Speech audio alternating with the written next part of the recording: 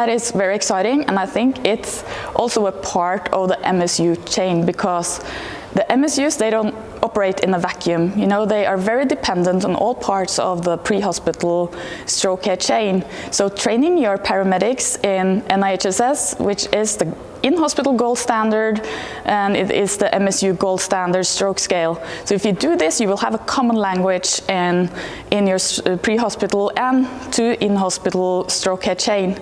And what we did is that we had a standardized training program, and we trained 63 paramedics in doing NIHSS in a non-urban area in Norway, and we compared them the NIHSS scores done in the pre-hospital field with in-hospital neurologists, and we looked into the agreement, and we saw that there was acceptable agreement between these scores. Of course, there is a natural 42-minute delay between the two scores, so that with a natural like development of a stroke, this can of course affect the results, but even with the time difference, it was acceptable agreement.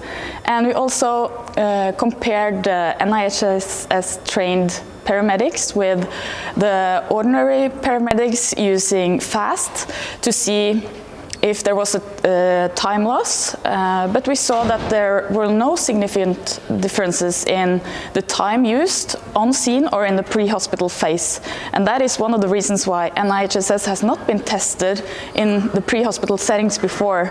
There are many pre-hospital stroke scales, and today they said, do not make another one, because there are enough.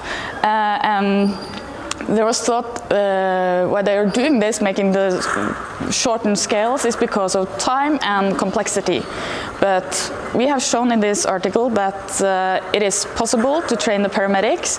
They do it with an acceptable agreement, and that has also been shown previously, but not in the field. And it is not making the paramedics use more time in the pre-hospital field.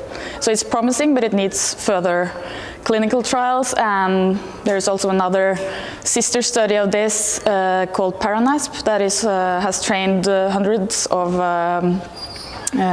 paramedics in doing NIHSS, and also using digital tools so that they can communicate easier with the in-hospital neurologists. So these results have been presented here this year on the large clinical trial presentations, and the results are very promising.